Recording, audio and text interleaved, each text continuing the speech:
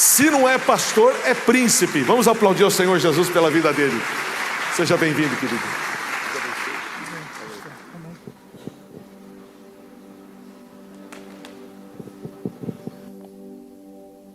Boa noite, igreja.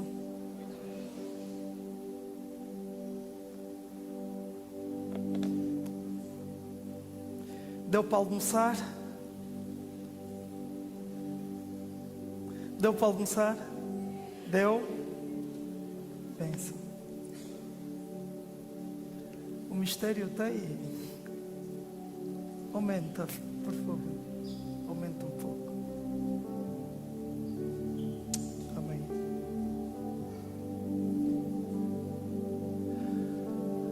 Meus amados, mais uma vez, boa noite. Estou aqui e já nem quero sair. Amém? Não quero largar essa família que Deus apresentou-me nesses últimos tempos da minha vida. Está a ser um tempo muito bom do ponto de vista de restauração na minha vida. Novas pessoas, amém? E na graça de Deus, então, fui apresentado pelo amado e pastor, nosso amado e pastor Batista, né? E o JP, quando falou-me do pastor, ele disse que eu vou te apresentar o melhor pastor do mundo. E eu tenho um código para ouvir se o JP está a falar a verdade ou não. Ele tem que vir comigo assim, tem que vir assim. Se ele levantar o dedo é porque está a falar a verdade. Aí o tempo foi passando e conheci o pastor Júnior e tem sido assim uma grande bênção na minha vida. E é daquelas coisas, se me perguntassem o que é que você gostaria de ter há uns 10 anos atrás, ter conhecido o pastor Júnior Batista, pela simplicidade, pela dimensão que ele carrega, a unção e o manto profético que o pastor tem, né? E queria, eu sei que não está aqui, mas assim transmitir as minhas saudações à igreja, ao pastor, a pastora Vitória também, apercebi-me que está aqui. Cadê a nossa pastora? Oh!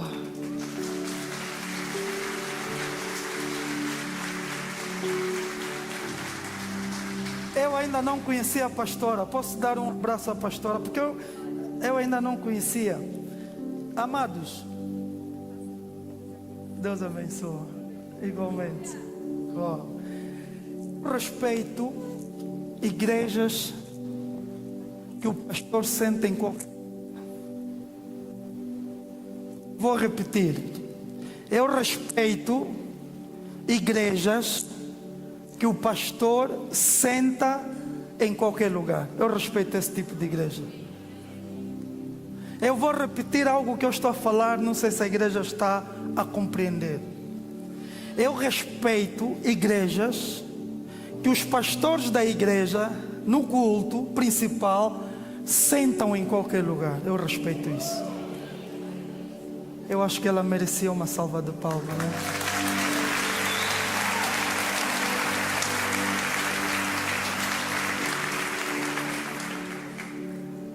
E é curioso, veja como é que o Espírito Santo faz.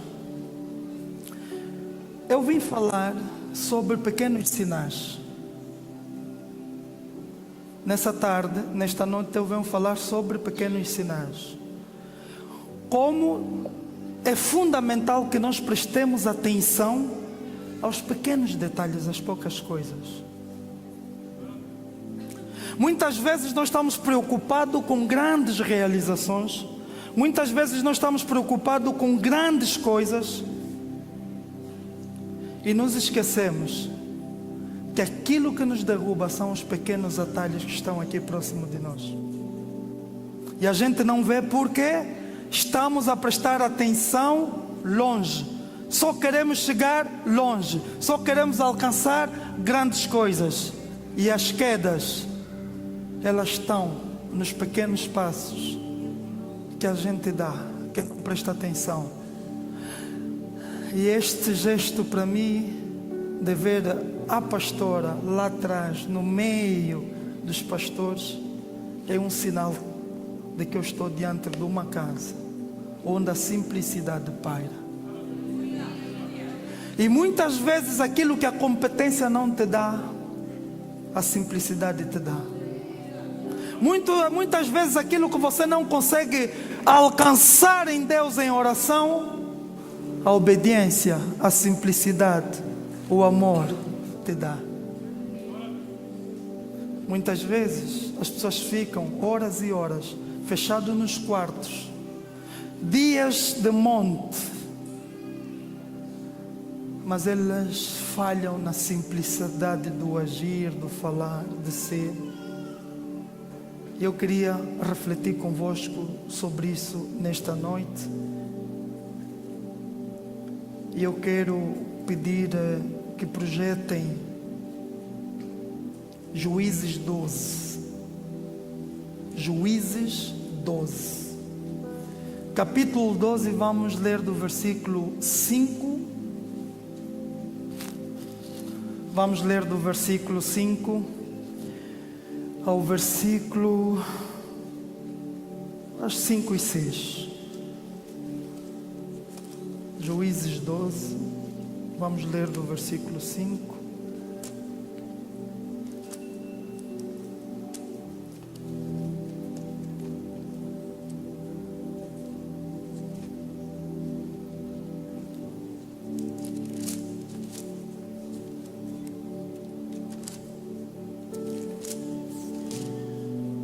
Amém. Deus, nós bendizemos o teu santo nome. Nós te amamos, Deus, nós te adoramos. Nós entregamos as nossas vidas, os nossos passos, as nossas dores. E queremos nessa noite, Pai, pedir que o Senhor mais uma vez fala com a tua igreja, fala. Que eu me esvazie nesse momento, Deus, e nada do que venha do meu coração possa ser dito neste lugar. Toda a pressão, Pai, todo o medo, tudo aquilo que vem para atrapalhar o teu culto, nós repreendemos no poderoso nome de Jesus. O momento é teu, o espaço é teu, o lugar é teu, a casa te pertence e o povo e a igreja te pertence, Deus. E nós queremos pedir nessa noite que mais uma vez, Pai, este teu servo miserável desapareça e que tão somente a tua palavra possa ser pregada. No poderoso nome de Jesus, revela-nos mistérios na tua palavra, Deus. Aponta-nos caminho nesta noite, Deus. Essa é a nossa oração no poderoso nome de Jesus. Amém. Juízes 12, 5.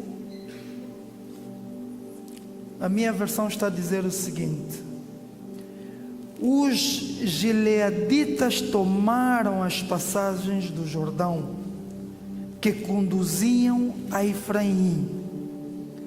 Sempre que um fugitivo de Efraim dizia: deixe-me atravessar, os homens de Gileade perguntavam: você é efraimita?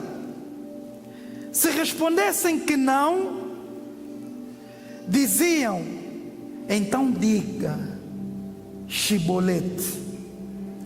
Se ele dissesse Sibolete, sem conseguir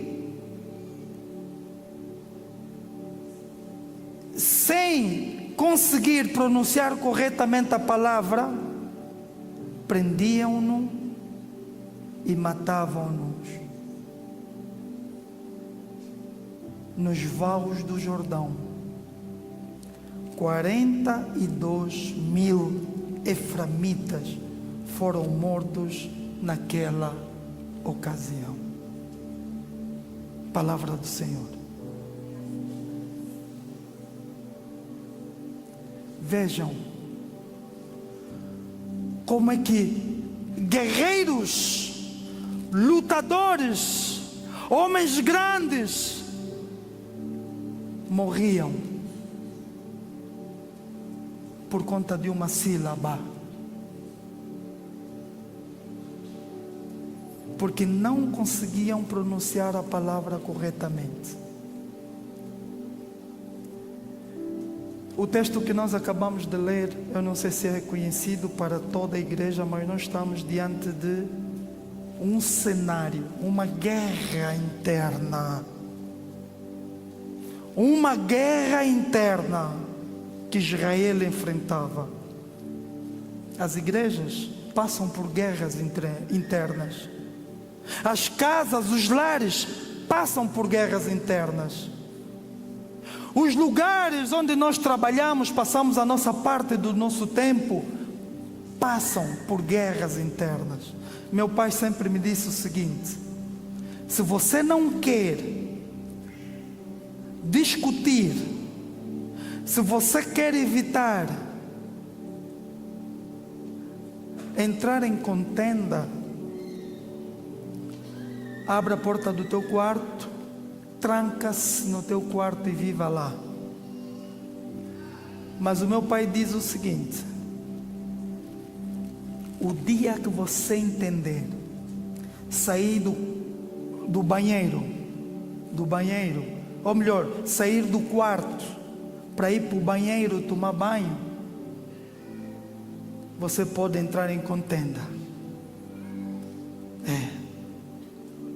Se você não quer discutir com ninguém, tranca-se no teu quarto e fica lá fechado. Mas o dia que saíres para comer, prepara-te que você pode ter contenda com teu irmão. Que pressupõe dizer que as guerras internas, elas fazem parte do dia a dia da vida de um cristão, da vida de um ímpio, de um ateu. Elas fazem parte de todo mundo, fazem parte. Mas nessa noite eu queria refletir convosco uma sabedoria que vem do alto. Como é que nós temos que nos comportar para identificar aqueles que estão conosco, que vestem como nós, que falam como nós, que se parecem como nós, que andam como nós, que vivem, entram, têm os mesmos conhecimentos que nós, mas eles não são nossos. Eles são de outra tribo. E o texto que nós acabamos de ler, a palavra mostra em Juízes 12:5 que eles pediam para aquele grupo que vinha para passar o Jordão, pronunciassem uma palavra, e a palavra era Shibolete. A palavra era Shibolete. Pois eles não poderiam pronunciar isso de forma correta. Por quê? Por conta linguística. Hoje, no almoço, eu almocei com um pastor amigo e a família dele, e estávamos com o pessoal, e o pastor disse assim para mim: Dr. Venceslau, o meu filho, ele fica em casa a brincar de pregar como o senhor, porque eu já fui à igreja deste pastor, e todos nós ríamos e perguntamos como é que o Dr. Venceslau prega. E o garoto brasileiro, ele imitava-me com o português que eu estou aqui a falar. Por exemplo, eu digo mentira e vocês dizem mentira, tira. Como eu não disse o ti, então eu não sou brasileiro. Vocês dizem logo, é angolano, é português de Portugal. Veja que uma sílaba está a identificar quem é o Pedro, quem é o Paulo, quem é o Venceslau. Uma pequena sílaba. E o texto vai dizer que morreram 2.000 eframitas, porque não conseguiam dizer Shibolete, eles diziam Sibolete. Pequenos detalhes. Guerreiros, pessoas que construíram uma vida, pessoas que estão habituados a serem grandes, mas 2.000 foram mortos. Igreja, cuidado com os pequenos atalhos da vida. Cuidado com as pequenas coisas. Cuidado com aquela palavra que você acha que não é algo que vai destruir. Cuidado. Essa palavra pode ser uma palavra pequena. Pode ser um não. Pode ser um sim. Mas troca o curso de uma vida. Troca o curso de um ministério. Uma única palavra, você pode magoar muito quem tem se dedicado a vida toda para cuidar de você. Uma palavra simples. E é isso que nós encontramos aqui. A pronúncia Shibolete é uma pronúncia que nós vamos encontrar no livro de Juízes, como sendo uma pronúncia que está exortando uma igreja nessa noite a prestar atenção aos pequenos detalhes. Pastores, líderes, estão a receber pessoas de outros ministérios. Não precisas caminhar com essa pessoa há muito tempo. Presta atenção no que ele vai dizer do lugar onde ele saiu. E você vai perceber que essa pessoa, eu preciso ter muito cuidado com ela. Por quê? Se alguém sai de um lugar, vai para outro lugar e começa a falar mal do lugar onde ele esteve, atenção, cuidado ao andar com essa pessoa.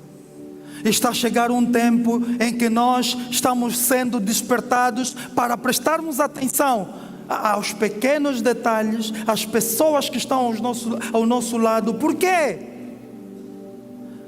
Porque esses pequenos detalhes, essas pequenas coisas é que têm impedido o teu crescimento, é que têm impedido de você e eu alcançarmos aquilo que Deus tem reservado para nossas vidas. E ficamos pensando que é falta de sorte. Não, muitas vezes não é isso. Ficamos à procura em outros lugares. Muitas vezes está nos pequenos detalhes que nós temos ignorado todos os dias. Os pequenos blocos é que apresentam as grandes casas. Os pequenos passos é que nos levam distante. Na minha terra tem um ditado que diz que grau a grau a galinha enche o papo. É um bago de milho aqui, é outro grau ali, é outro grau aí, e de repente a galinha encheu o papo. Pequenos detalhes. E há um detalhe que não larga os homens. Uma única palavra, que se chama orgulho. Uma única palavra que se chama orgulho tem destruído famílias, tem destruído o ministério, tem destruído a construção de uma grande vida. Uma única palavra. orgulho. E nós estamos à procura de grandes realizações, quando, por vezes, é uma única palavra que se chama perdão. Aleluia. Perdão! Perdão, perdão! O perdão representa 1000 avanços na tua vida. O perdão representa 1000 avanços para a tua vida. Aleluia, glória a Deus. É verdade. Pequenas coisas, pequenos gestos ganham grandes pessoas. Pequenos gestos ganham grandes pessoas. Pequenos gestos ganham grandes pessoas. Uma palavra.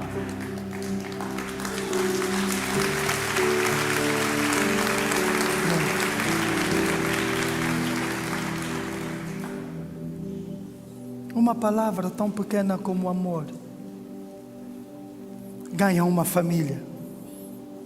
Uma palavra tão pequena ganha uma família. Amor. Eu gostaria que você valorizasse as pequenas coisas. Por quê?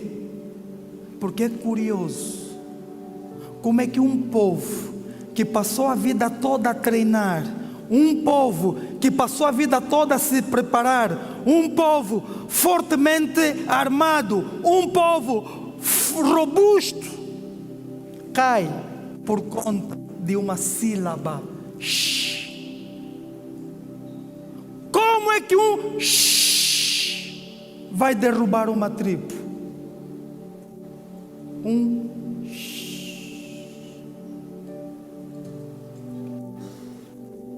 sílaba destruindo um povo. O nosso Deus é um Deus de pequenos detalhes também. O nosso Deus é um Deus de pequenos detalhes também. Amém, igreja? De pequenos detalhes. E nessa noite, eu gostaria que você refletisse.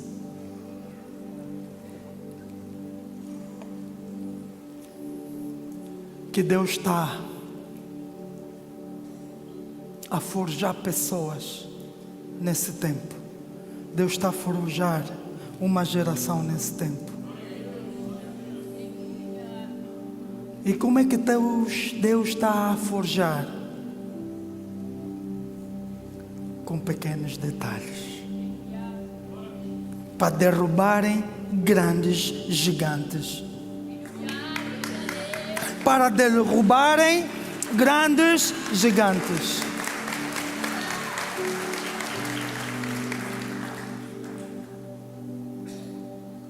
E eu não queria sair daqui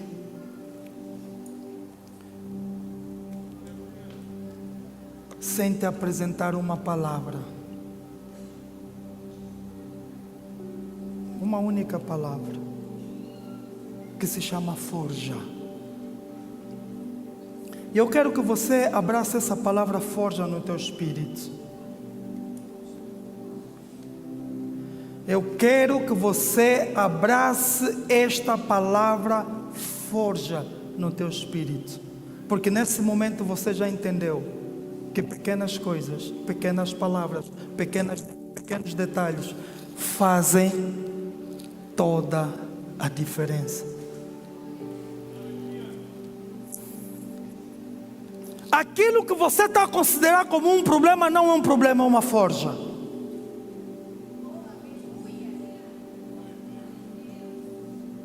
Aquilo que você está a considerar como dificuldade não é dificuldade, é uma forja.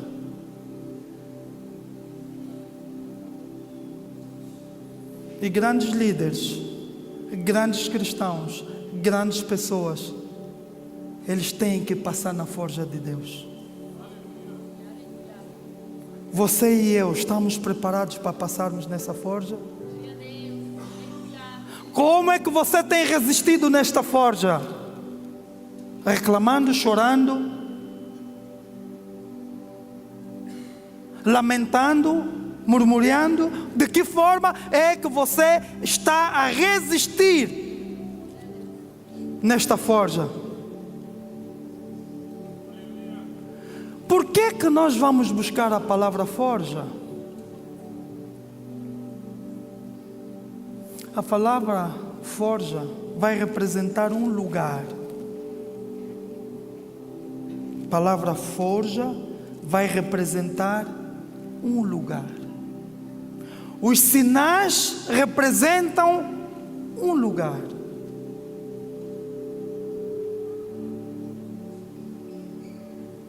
E a palavra forja, ela vai representar um lugar. E qual é este lugar? Era o lugar onde o metal era colocado. Um bom guerreiro, ele precisa de uma boa espada. Uma boa espada é necessária que seja forjada. Espada que não passa na forja é espada que não corta. Espada que não passa na forja é espada que não ganha a batalha. Eu acho que eu estou a falar para uma igreja nessa noite. Eu creio que eu estou a falar para uma igreja nessa noite. Eu acredito que eu estou a falar para uma igreja que entende que a gruta não é um lugar de abandono, mas é um lugar onde Deus está a forjar um exército.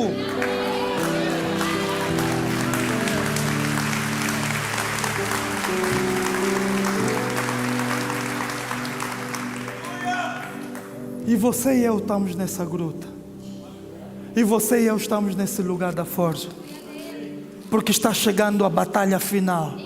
E é necessário que nós estejamos preparados para enfrentar a batalha final.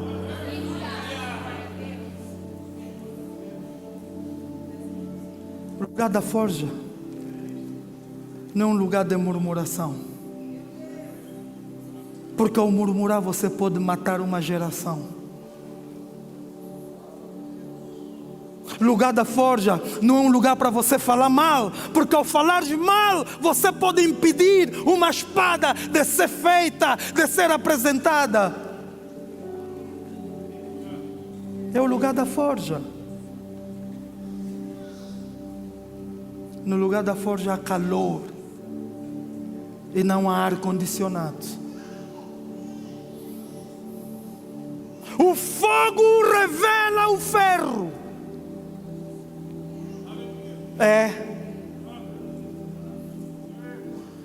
Vocês que acham que são ferro, há um fogo descendo. Há um fogo descendo. E quando esse fogo desce,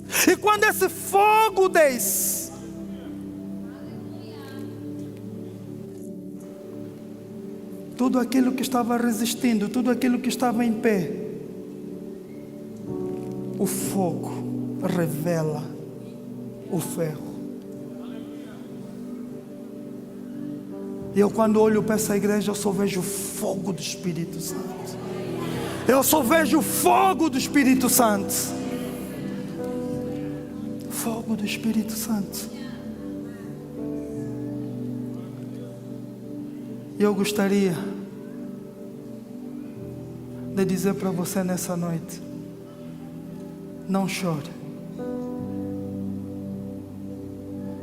É porque estão a te tornar mais resistente.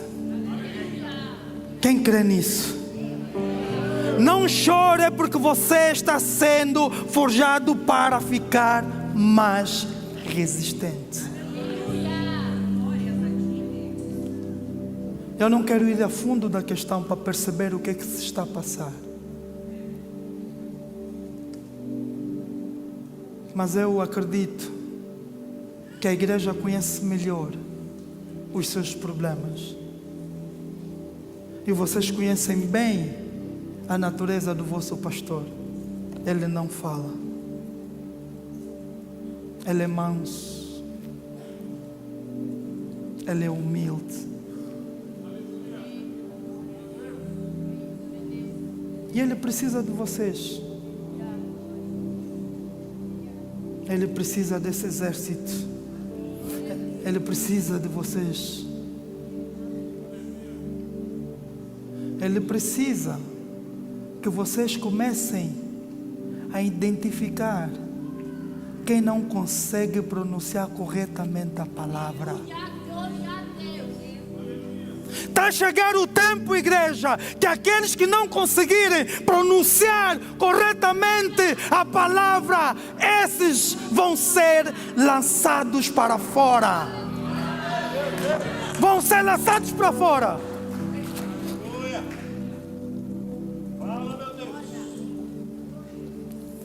Não está na dimensão da tua estatura, muito menos na dimensão do dízimo que você dá. Está se você consegue pronunciar corretamente ou não a palavra. E se você está aqui nesse lugar, não consegue pronunciar corretamente a palavra, o texto que nós acabamos de ler, pessoas estão a cair por conta de uma sílaba. E eu estou e quero crer que essa é uma igreja que tem compromisso com a sua palavra. Eu quero acreditar, igreja, que nós estamos diante de uma igreja que tem compromisso com a palavra, porque nos momentos difíceis não será o ferro que você é que vai aguentar e vai resistir o fogo que está aqui dentro. Porque não ficas doente e você pensa que é o Superman.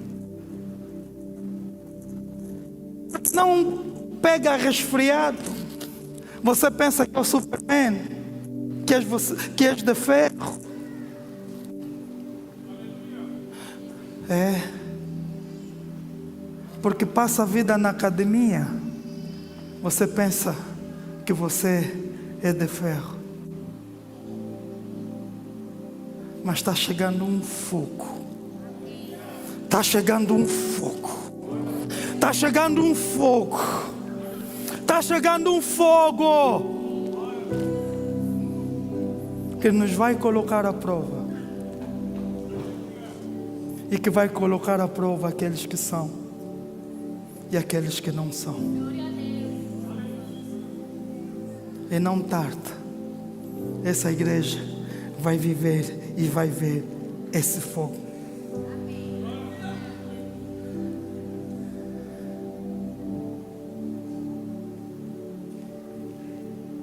Quando um ferro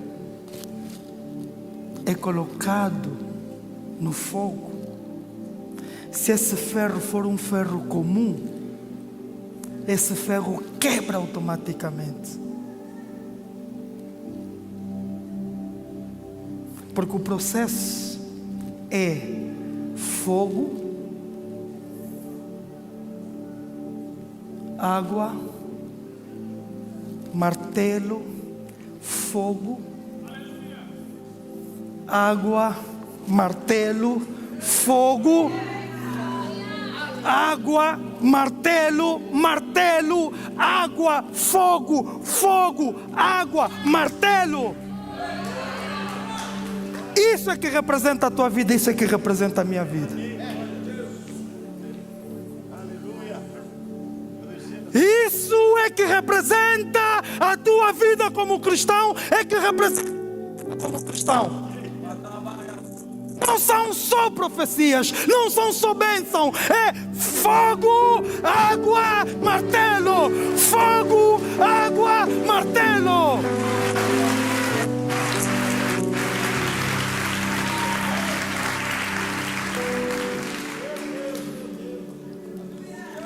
E se você fugir do fogo,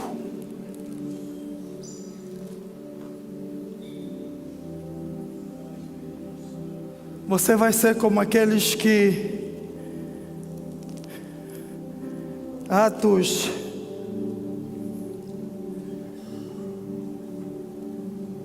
Livro de Atos 19, versículo 11 nos apresenta. O livro de Atos está a dizer que Deus fazia milagres. Deus fazia milagres. E não eram qualquer milagres, eram milagres extraordinários. E não era por meio de qualquer pessoa, era por meio de alguém que tinha passado no fogo. E eu estou a falar de Paulo.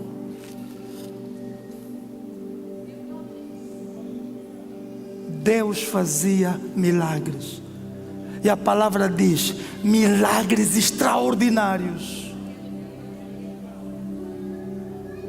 E não fazia por meio de qualquer pessoa, ele fazia por meio da vida de Paulo. E a palavra diz, é naqueles momentos como cristão você para se perguntar: que nível é esse? A palavra diz que até o lenço, os lenços, aventais que Paulo usava, era levado e colocado sobre os enfermos.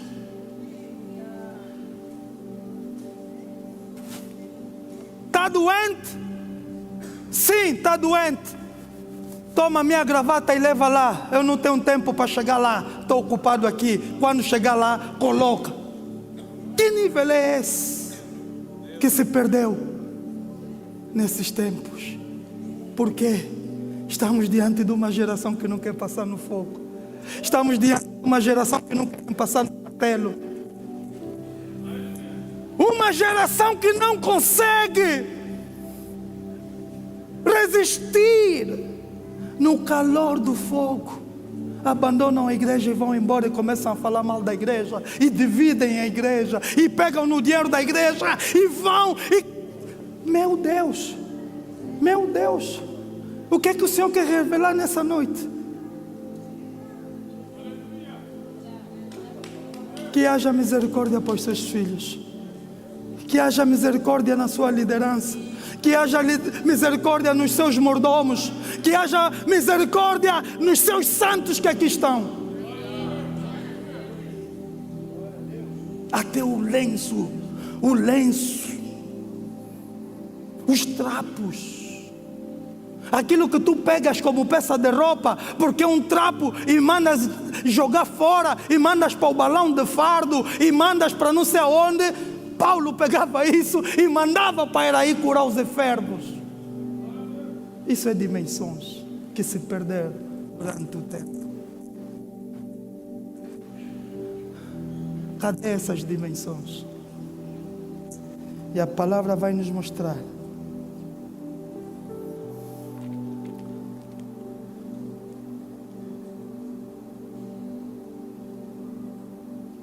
que os espíritos malignos que estavam nas pessoas saíam. Os espíritos malignos que andavam nas pessoas saíam.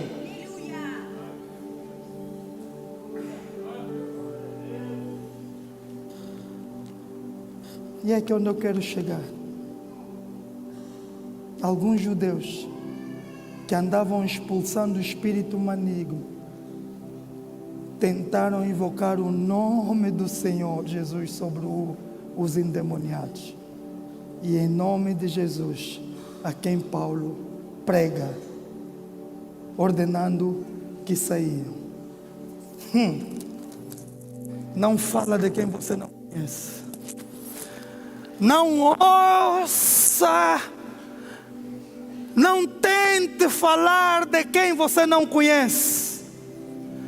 Não fala em nome de Jesus se você não tem relacionamento com esse Jesus. Não fala em nome de Jesus se você não busca esse Jesus. Não fala desse Jesus se você não conhece esse Jesus. É que a Bíblia está a mostrar. Alguns dos judeus viram aquilo que Paulo estava a fazer agora também vamos copiar, agora também vamos imitar. Pastora Vitória e pastores da casa, não vamos copiar aquilo que nós estamos a ver dando certo no anjo que Deus levantou nessa casa, achando que eu vou ter que rachar essa igreja, levar. Você está a levar uma igreja, você está a dividir algo que Deus está a levantar. Eu não sei porque que eu continuo preso neste ponto, mas eu quero me dirigir para uma igreja.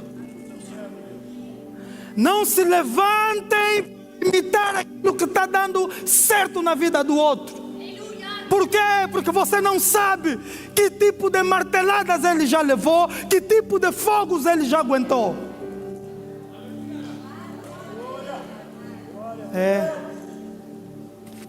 O facto de estar dando certo na vida do outro não quer dizer que vai dar certo na tua vida. Há um capítulo que Deus quer escrever de forma particular para você e para mim. Não necessariamente imitar aquilo que o outro está a fazer. E a palavra vai dizer que os que faziam isso eram os filhos de Seva, um dos chefes dos sacerdotes dos judeus. Sabem de uma coisa? Não brinquem com o mundo espiritual, porque os demônios também dominam pequenos detalhes. Porque os demônios também sabem quem é quem. Não vão lá só brincar, achar que também podem. Não! Se você não tem uma vida consagrada, se você não tem uma vida que está longe do pecado, se você não tem uma vida que você se doa, que você busca, que você se relaciona, não brinque com o mundo espiritual, meu amado.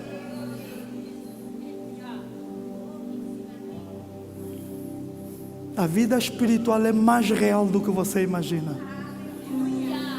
A vida espiritual é muito mais real do que aquilo que você pensa. E eles viram dando certo em Paulo. Eles viram que está dando certo em Paulo. Mas vai conhecer quem é Paulo.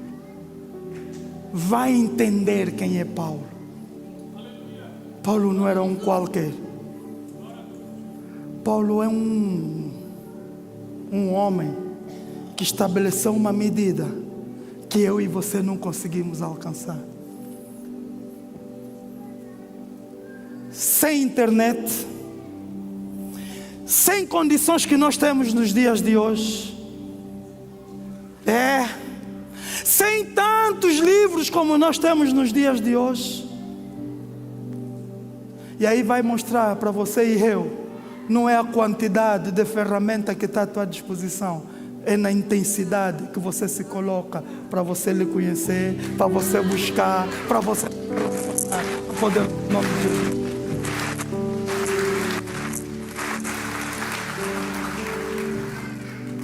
Termino.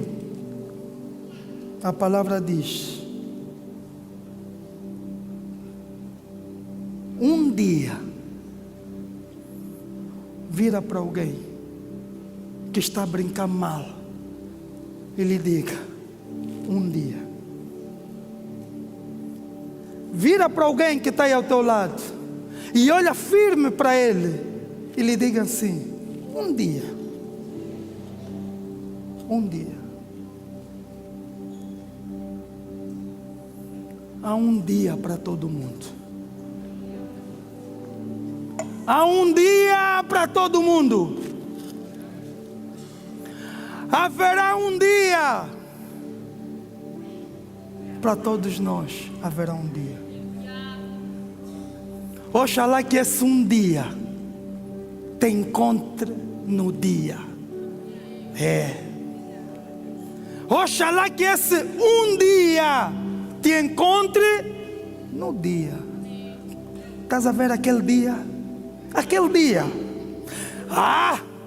Aquele dia, eu estou a falar daquele dia, aquele dia. Naquele dia, diz a palavra, que Ele vai colocar uns à esquerda e vai colocar uns à direita. Mas haverá um dia. Só que nesse dia para eles, não foi um dia bom, foi um dia mau. E a palavra vai dizer que os espíritos malignos respondeu, que o espírito maligno lhes respondeu: conheço Jesus e sei quem é Paulo, mas vocês, quem sois vocês?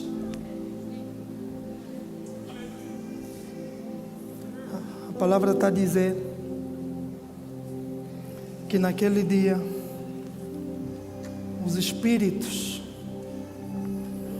que esses filhos de Cefra estavam a brincar de cristão e queriam expulsar,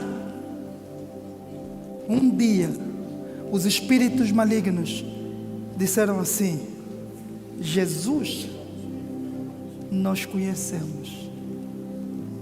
Até os espíritos maus conhecem quem é Jesus. Paulo, expulsar em nome de Jesus, esse também nós conhecemos. E vocês? Quem sois vocês? Que Deus possa abençoar. Amém.